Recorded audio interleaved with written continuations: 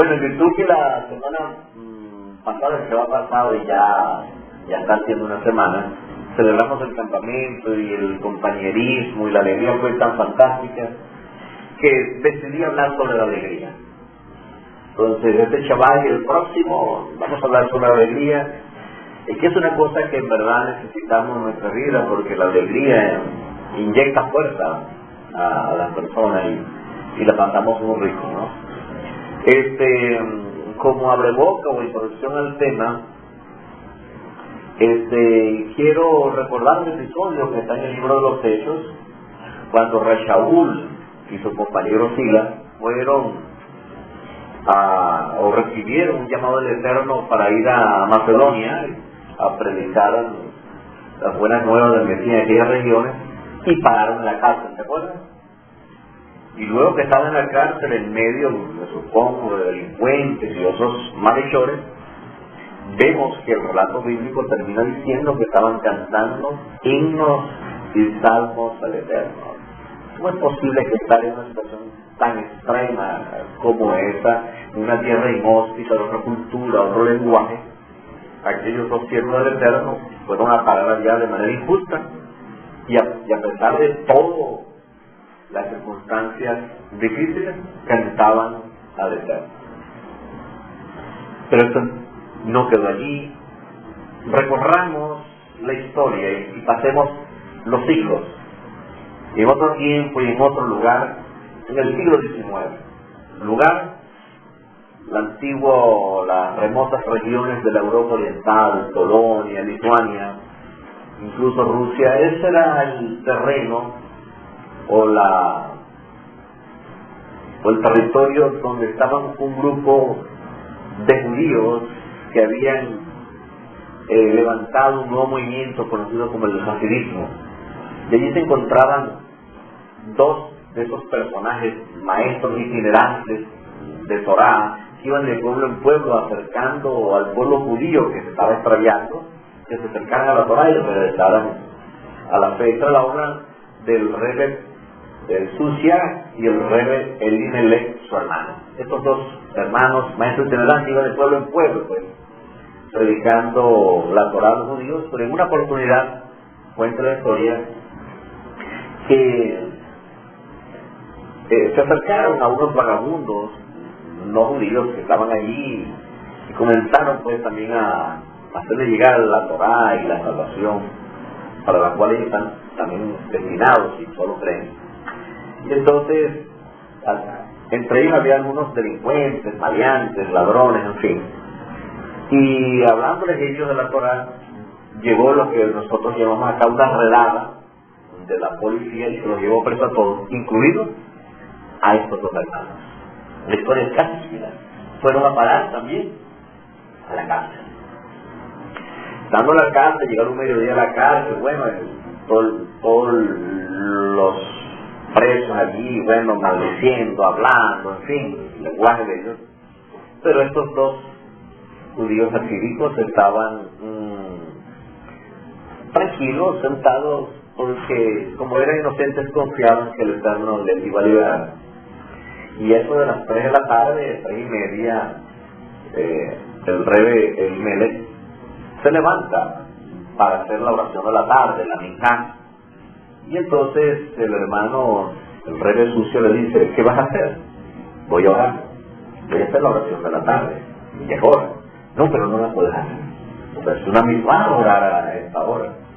Sí, pero la Torá oral también dice que no se puede hacer la mirada, la oración de la tarde o cualquier oración de las 3 que se hace en un lugar inapropiado. ¿Y por qué esto no es un lugar inapropiado? ¿Es que acaso no ven y sientes el olor de aquel balde que está allá, que lo ponen para que orinen y defequen todos los que estamos presos? Es verdad, no se puede hacer. Entonces él se sintió triste y bueno, se sentó allí pues, y al rato se pone a llorar. Y el hermano se le acerca: ¿por qué te pones a llorar? Bueno, porque no puedo hacer mi oración de la tarde. Y entonces, pero mira, las cosas no son así. Fíjate que una misbah es una palabra que significa conexión. Cuando nosotros hacemos un precepto positivo de orar al Eterno o cualquier otra misma, nos conectamos con Él. Eso es lo que logra cada mandamiento, por así decirlo, cada precepto, conectarnos con el Eterno. A medida que nosotros practicamos la palabra, más nos conectamos con el Eterno. Sí, pero no puedo orar porque no estoy orando. No es así. Porque ese es un precepto negativo. El Eterno también te ha mandado a no orar, por lo tanto tú estás cumpliendo la misma de no orar en lugares inapropiados.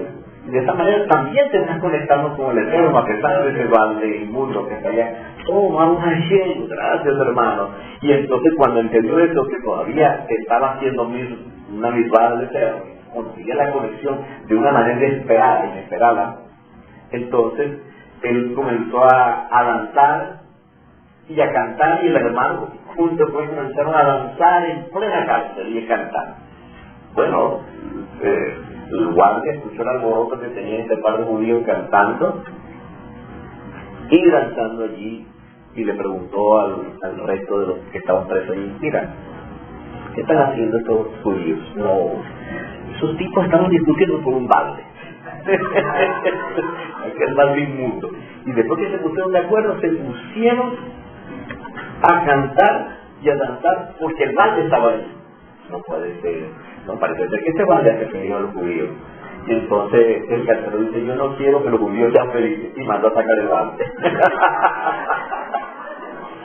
Entonces, como sacaron el balde, entonces le dijo: mi hermano, sacaron el balde, ahora podemos hacerlo hasta el final de la tarde.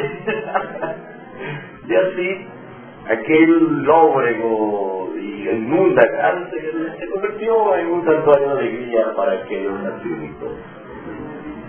Es casi similar a la historia de Rashaul, y 19 siglos después, en un lugar muy distante, en Europa Oriental, sucedió exactamente lo mismo. Hombres del Eterno, sadiquín, hombres piadosos en circunstancias extremas, que pudo haber provocado amargura, resentimiento, estaban orando al Eterno. ¿Cuál es el secreto que esta gente conoce y que nosotros necesitamos saber? Yo he hablado antes de eso, pero voy a dar algunas precisiones más todavía al respecto. Voy a volver a hablar de otra tercera historia del Rebbe Susia. El Rebbe Susia nació en 1718 y murió en 1800. Fue la época donde sale el movimiento de los hasídicos. Y hubo un problema, pues, porque los ortodoxos, los judíos tradicionalistas no aceptaban al hasidismo de Baal Shem Tov, que era su fundador, y había muchos conflictos, pues. Y la historia cuenta, o se cuenta de este episodio de la vida del Rebbe Susia, que por su casa iba pasando un cortejo nupcial de una boda de los ortodoxos. Y cuando él escuchó que supo que era un cortejo nupcial, sale en carrera de su casa y comenzó a bailar delante de los novios, de la novia y de la novia, danzando, ¿sí? Y bueno, después que termine de pasar el cortejo nupcial por en su casa y él haya danzado y cantado, se regresa. Cuando se regresa, ve la esposa y el resto de la familia parados en la puerta, bravos con él, enojados. Y entonces le dice a la esposa: mujer, ¿qué pasa? Entonces, ¿cómo se te ocurre que un Rebbe vaya a celebrar y alegrarse con los extraños? Eso le dice la mujer. El Rebbe no se amargó por el reproche y le explicó a su esposa lo siguiente: que el Eterno diseñó al hombre para la alegría y el pecado es tropioso. Y aunque haya pesar y tristeza y hasta un profundo arrepentimiento por nuestra falta, la única manera de servir al Eterno es por medio de la alegría. Eso está en Salmo 102. Y entonces añadió: es la alegría lo que revela nuestra naturaleza. Y cuando vi el cortejo nupcial, recordé esa enseñanza y salí corriendo a participar plenamente en el principio de la alegría. Ahora escuchen. La tradición judía enseña un principio fundamental que muchas veces lo he compartido con ustedes. Y es un principio fundamental para vivir una vida plena y con significado en este mundo. Y que es importante comprender el porqué o la razón por la cual nos sobrevienen situaciones o nos vemos envueltos en circunstancias que nos roban la alegría de la vida. Y en muchas ocasiones tales eventos nos parecen azarosos o difíciles de creer que nos haya pasado o que nos estén ocurriendo y nos hunden en profunda tristeza.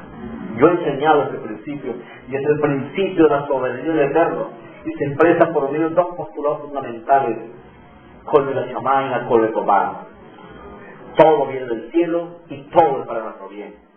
Sí, principio que viene de hace 4.000 años, cuando Joseph, después de vivir circunstancias terribles, llegó a ser el principal líder de Egipto después del faraón, y con su sabiduría dirigió la economía del imperio.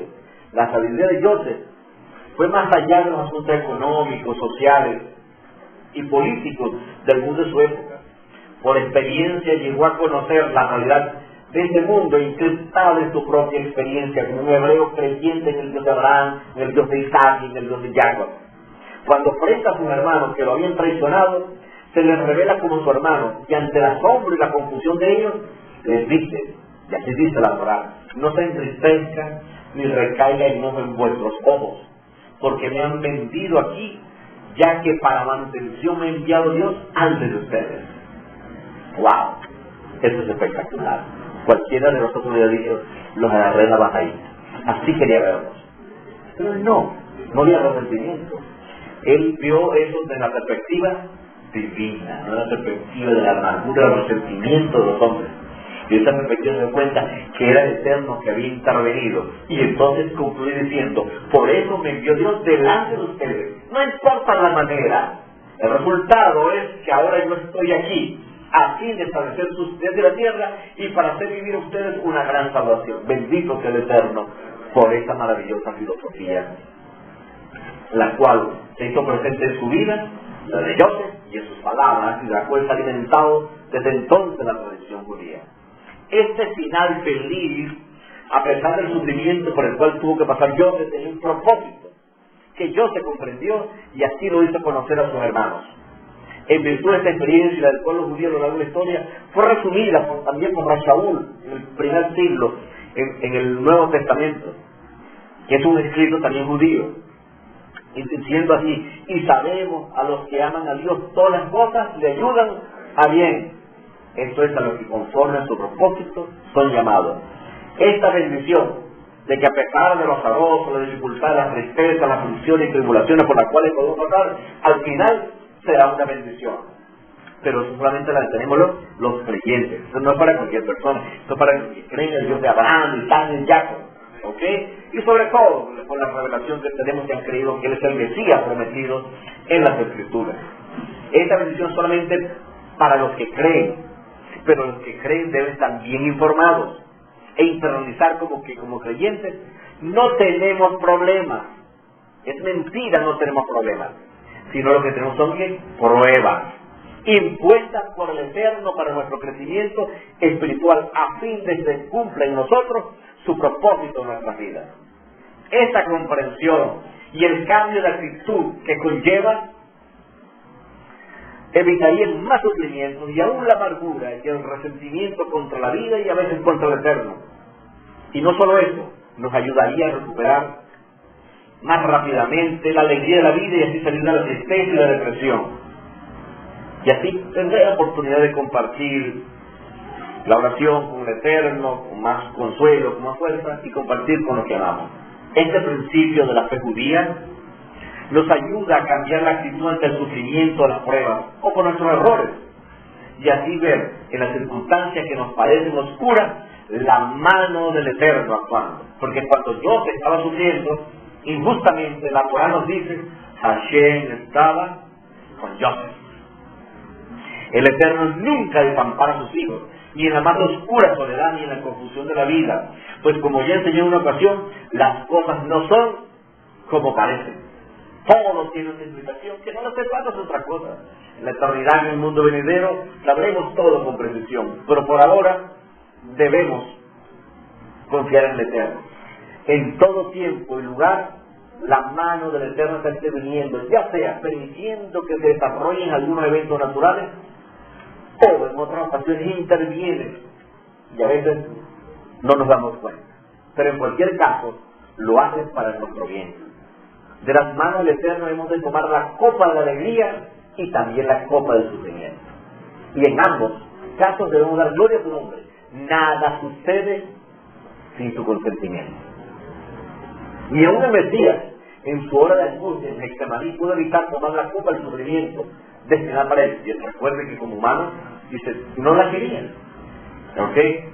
De todas maneras se sometió mansamente a la voluntad del Eterno, conociendo que todo sería para bien, para nuestra salvación. Todo está en las manos del Eterno, todo procede de él, tanto la alegría como el sufrimiento, y no podemos oponernos a sus designios. Así lo dice la Escritura, y así lo enseña la sabiduría judía, particularmente cuando cantamos la segunda bendición llamada Atagibor, que en una parte dice: ¿quién es como tú, Señor de obras portentosas? ¿Quién se puede comparar? Oh Rey, tú que causas la muerte y restauras la vida y has de brotar la salvación. En el ritmo de la vida cotidiana viene a nuestro corazón un momento de alegría y un rato más tarde la aflicción, o viceversa. Pareciera que no podemos escapar del destino del vaivén de nuestras emociones, pero sabemos que tanto la alegría como la aflicción son en cada caso una bendición, si lo vemos en la perspectiva correcta. Como humanos, quisiéramos que todo fuera risa y alegría en todo tiempo y lugar, como lo que disfrutamos en el campamento. Pero al regresar regresamos a la realidad. No todo el tiempo, lamentablemente, en este mundo pueden ser las cosas así. Estamos en el mundo real, y aunque estemos diseñados para la alegría y para servir al Eterno con alegría, en muchas ocasiones la tristeza entra en nuestro corazón sin pedir permiso. Tal vez no podamos impedir que la tristeza o la aflicción venga a nuestras vidas, pero sí podemos y debemos tener la fuerza de Hashem, con la ayuda del Eterno, de expulsarla de nuestro corazón. Cuesta, pero se puede. Nuestra vida está en manos del Eterno, por lo que no debemos seguir experimentando los tipos de alegría y los sufrimientos, pero debemos hacerlo en la perspectiva que vengo hablando, como prueba, verlo como prueba y al mismo tiempo como bendición del Eterno. La alegría y la aflicción son parte del programa del Eterno para restaurar nuestra vida, y así lo debemos entender. Este asunto de la alegría y la aflicción se encuentra también en las festividades, pues la Torá nos ordena afligirnos en Yom Kippur y alegrarnos en Sukkot. Así lo dice la palabra. También nos enseña la tradición judía que cuando llega el mes de Adar, dice, aumenta la alegría. ¿Por qué aumenta la alegría? Porque es el mes cuando celebramos Pesaj, los panes de levadura, y recordamos los grandes eventos de la salvación realizada por el Eterno a favor del pueblo de Israel cuando los saca de Egipto, y luego cuando en alusión a esa redención tenemos la liberación que fue efectuada por el Mesías en los mismos tiempos de Pesaj. Por eso aumenta la alegría. Pero también dice que cuando comienza el ayuno de Tamuz, del 17 de Tamuz, cuando se abrió una brecha en el templo, la alegría disminuye, porque esos eventos llevaron luego a la destrucción del templo de Jerusalén. Aprendí del rabino Shaul Malek que este ritmo de alegría y aflicciones en la fiesta del Eterno son una terapia, un programa terapéutico para nuestras vidas, ya que Él, como nuestro Padre y Rebe, sabe cuánto debe enviar alegría o la aflicción a nuestro corazón para nuestra bendición. Esa es la condición humana. Él sabe que necesitamos eso para poder crecer y agudizar la perfección de la verdadera realidad de este mundo en la que nos ha tocado vivir. Así que debemos estar conscientes y preparados, tanto para la alegría como la tristeza. Pero a veces parece ser que no lo estamos y bueno, nos pasan cosas fuertes que a veces es difícil que manejemos. Como la alegría y el sufrimiento vienen del Eterno, porque todo viene de Él, ni una hoja de un árbol cae de su consentimiento, debemos alabar y agradecer al Eterno por ambas cosas, pero por la mala educación que hemos recibido de esta cultura, estamos más inclinados a dar alabanza por las buenas noticias y por las cosas buenas que nos pasan, pero de no romper con ese equilibrio. Ya desde antiguo Rachaúl nos instruyó, dar gracias a Dios en todo. Dice, no cuando le pasen cosas buenas, cuando tenga alegría, dice en todo. Tan difícil es dar gracias al Eterno. Un caso, Job. Ustedes conocen la historia de las escrituras de todo lo que le pasó a este hombre. ¿Y qué dijo este hombre en medio de la aflicción? Dio gracias al Eterno, dice, bendito sea el Eterno. Recuerda, sea Hashem. Él dio, él quitó. ¿Ok? Debemos agradecer al Eterno en todo. Así que, yuxtapuesto con este pensamiento que dice Rachaúl, da gracias en todo, porque es la buena voluntad de Dios para con vosotros en el Mesías Yeshua, está el siguiente pasuk, que dice, y no paréis el espíritu. Esta juxtaposición nos enseña que si no damos gracias al Eterno en todo, en la alegría y en la aflicción, el espíritu se apagará. La Ruach HaKodesh interviene en nuestra vida para inyectarnos la alegría y la comprensión que necesitamos, disminuirá la libertad y el gozo de haber creído y conocer la Torah. Ese gozo que infunde en nuestro corazón, pues se apagará, disminuirá, y nos será más difícil entonces salir del pozo de la tristeza. ¿Dónde estaba Joseph? Hundido en el pozo de la tristeza, despreciamos a sus hermanos, y con sus gritos ellos no fueron conmovidos, de hecho se fueron lejos para no escucharlos. Pero entonces el Eterno obró de una manera increíble y lo sacaron, fueron unos bandidos fueron que lo escucharon y lo vendieron, y terminó allá de tierno Egipto y luego en la cárcel. Pareció que el remedio era peor que la enfermedad. Él creyó que estaba siendo liberado cuando estaba pasando la cosa peor. Pero el Eterno lo sacó por medios extraños y aparentemente oscuros, y miren cómo él terminó la historia. Las cosas no son como parecen. En la tradición judía hay otra manera de enfocar esta aparente ambivalencia y contradictoria de nuestra experiencia, que un día estamos alegres, al otro día recibimos una mala noticia y nos ponemos tristes, o viceversa. En un famoso libro de la tradición judía está escrito la siguiente paradoja: el llanto suena en mi corazón de un lado y la alegría suena en mi corazón del otro lado. El Rebbe Yitzhak Rinsburg, comentando sobre este pensamiento, dice: tengo dos sentimientos simultáneos. Es como si fuéramos paranoicos nosotros los creyentes, ¿no? Algo así, disculpe doctor si no decimos bien la paranoia, pero algo así, o bipolar, no sé, algo así. Disculpen de todos modos, pero nos vienen estos sentimientos encontrados que llamamos, ¿no? Entonces dice, tengo dos sentimientos simultáneos, tengo llanto, lloro por el lado izquierdo de mi corazón y soy feliz en el lado derecho de mi corazón. ¿Cómo es eso del lado izquierdo y el lado derecho? Yo les voy a dejar este misterio y ustedes me lo resolverán, porque yo lo he explicado de muchas maneras en otras veces. Del lado derecho, la alegría, y del lado izquierdo del corazón, la tristeza. Eso tiene su explicación, lado derecho y izquierdo, en la Torah. Muy bien. Sorprendentemente, el Rebbe Rinsburg enseña que esta ambivalencia o vaivén de la alegría y la aflicción también es compartida por el Eterno. Pues la Gemara enseña que el Eterno está alegre y llora al mismo tiempo. ¿De dónde sacan los jajamín semejante enseñanza? Ya que para las ciertas filosofías, Hashem, o el Eterno, o Dios, si acaso existe, está más allá del bien y del mal y mucho más allá de la alegría y la tristeza. Así dice. Ok, los filósofos, ok, los nihilistas, existencialistas y otros istas dicen así. Ok. Ok. Los hajamim, ok, se basan en las escrituras hebreas, ya que está escrito en el Teilín, hay fuerza y alegría en su lugar. Y en el libro del profeta Isaías, el capítulo 73, verso 9, dice: en toda aflicción de ellos, él fue afligido. ¿Ok? ¿Se acuerdan de eso? El Eterno comparte y está con nosotros en el dolor y en el sufrimiento. Y es que Él mismo ha impuesto y comparte con nosotros los momentos de alegría que su gracia nos concede. Él está con nosotros todo momento, todos los días, hasta el fin del mundo. Esta filosofía de la alegría y la tristeza puede también expresar el pensamiento hebreo por medio de los cánticos que encontramos en la Tanaj.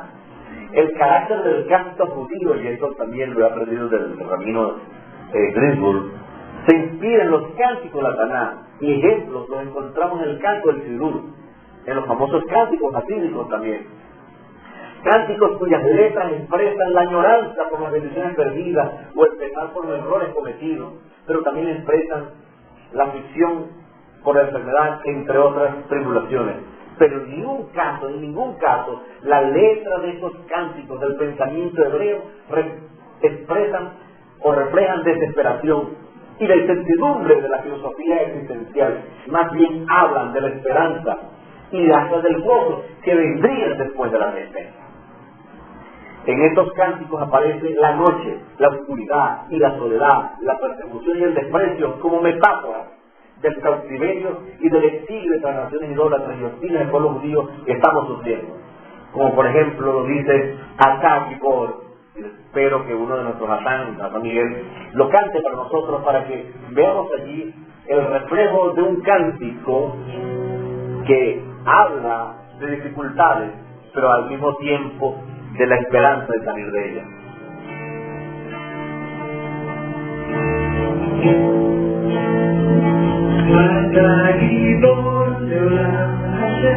Incomparable siempre que en nuestras vidas, hasta Gibor de Olam Hashem, hasta Gibor de Olam Hashem, incomparable siempre que en nuestras vidas, hasta Gibor de Olam Hashem. Eternamente poderoso, Adonai, dejaré decir también, venga que libremente de mí, dejaré decir verás a mí, no tienes algo que no te enfermas, liberas a los cautivos de la oscura soledad. ¿No habla eso de esperanza? Curas a los que se enferman, liberas a los cautivos de la oscura soledad. Hasta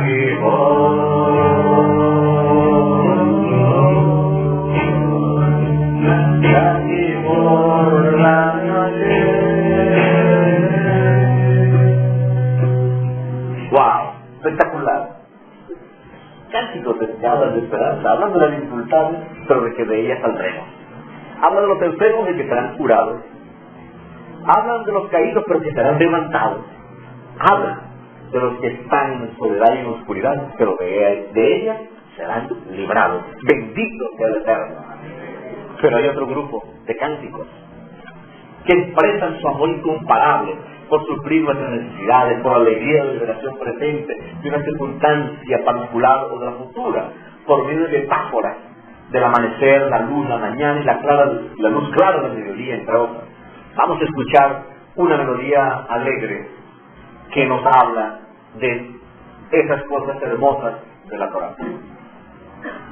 Vamos a escuchar Baruch She'amar. ¡Wow! ¡Esta alegría! Baruch She'amar, ve allá, ahora, que será.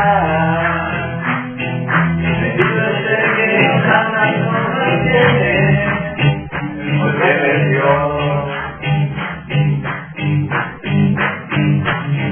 Baruch She'amar, ve allá, ahora, bendito es el que será. Bendito es el que sana y no retiene, porque Dios. Y quien te ama, eso lo tiene. Escucha tu corazón, escucha tu corazón. insistentemente. Escucha tu corazón, escucha tu corazón.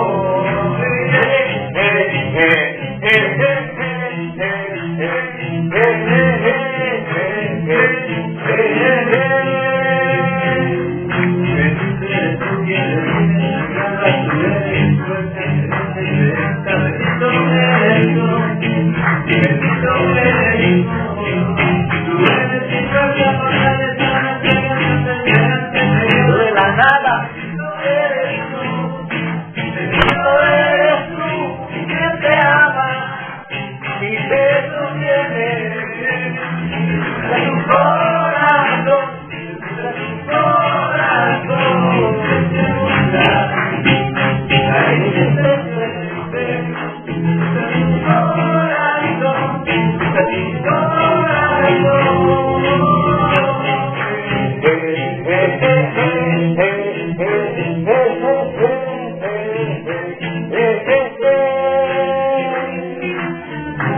este cántico alegre, bendice el Eterno por todas las maravillas que hace nuestro favor. Bendito sea el Eterno también.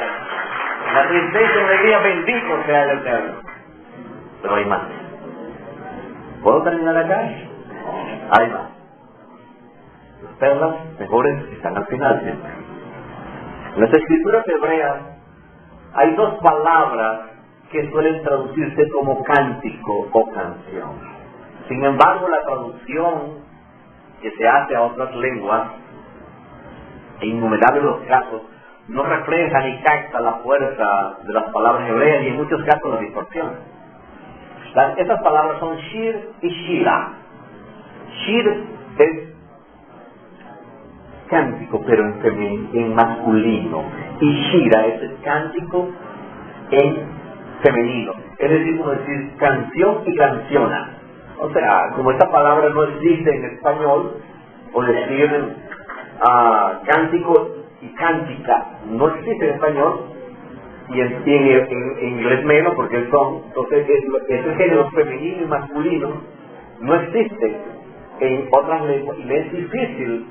Al traductor simplemente pone cántico, y dice, ahí dejan todo eso, ¿no?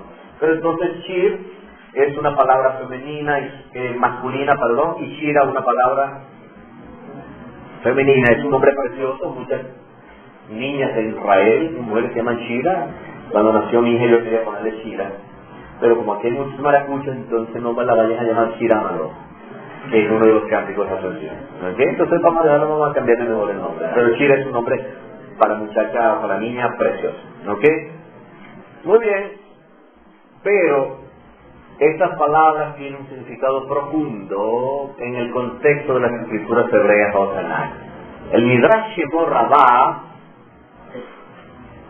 nos enseña que todos los cánticos Israel que cantó y que están registrados en la Tanakh están puestos en forma femenina de Shira. La pregunta es, a mí, ¿por qué cuando Israel canta, cuando Moshe hace la Torah o los profetas escriben en hebreo, si hay para utilizar dos, ¿por qué prefieren utilizar Shira cuando Israel canta en su forma femenina? El Midrash nos explica que esta expresión en forma femenina son una alusión a la experiencia de Israel. Es decir, cuando una mujer concibe y da a luz, y vuelve a concebir y dar luz, son eventos naturales y recurrentes en la vida de las mujeres. Primero siente los dolores del parto, la incomodidad por ese, y luego los dolores del embarazo, quiero decir, el dolor del parto, y al final la alegría del nacimiento de una hija o de un hijo. ¿Ok? Dice, así es Israel, en esta vida, en este mundo. Hay un tiempo de aflicción, ya sea por tus errores o por las pruebas del Eterno. Tiempo después viene la alegría y las danzas por la liberación que ha efectuado el Eterno. Y así recurrentemente lo vemos en la literatura hebrea. ¿Okay? Este bamboleo de emociones opuestas se ha venido desarrollando y creciendo y haciendo crecer la fe judía. Por eso estos cánticos están en forma femenina, que emociones que son recurrentes todo el tiempo, porque Israel es como la novia del Eterno, como una mujer, ¿ok? Y esa es la alusión que hace la Escritura cuando utiliza cánticos en su forma femenina, Shira. Pero, ahora viene otra perla.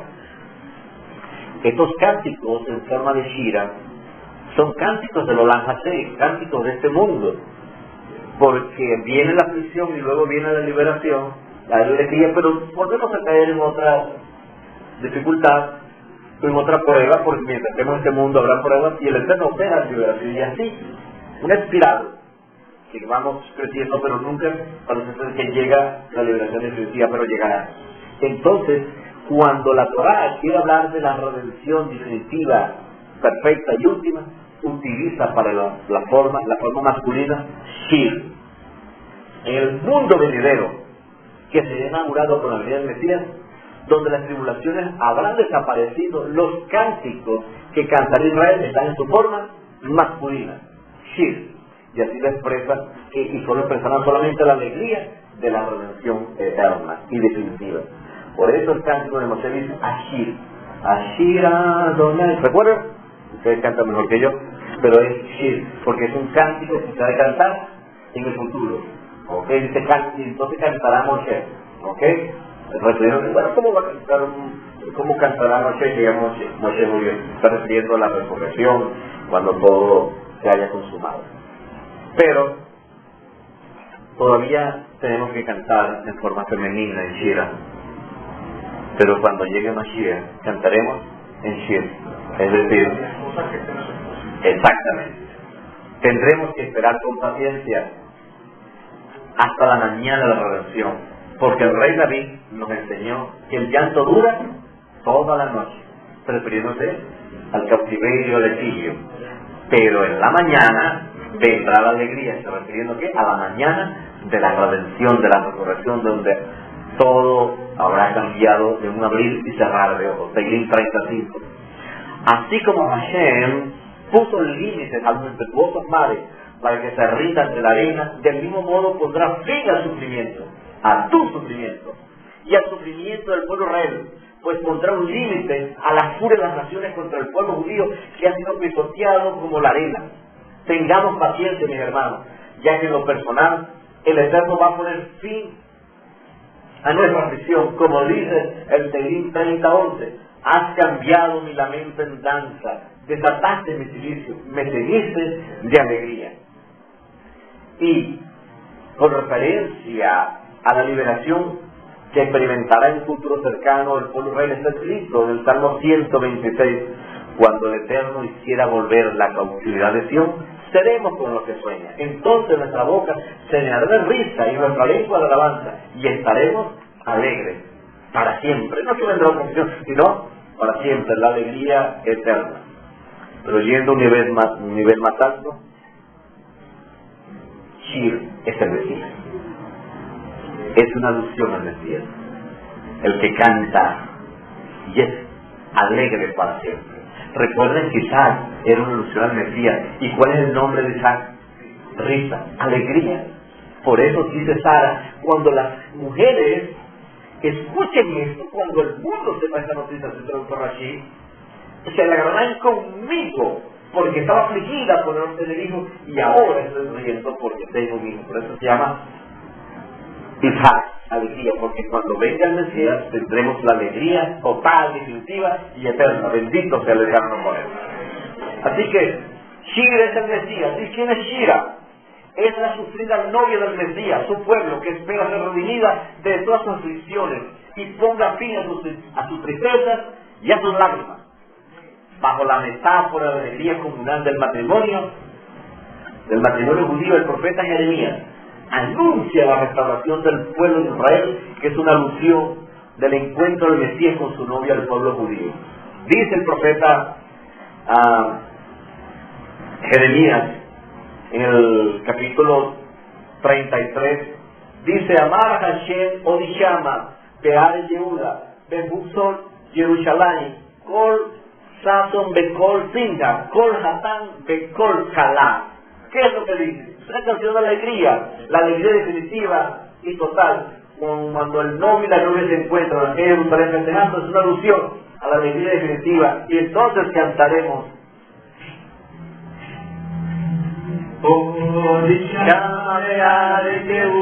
todos.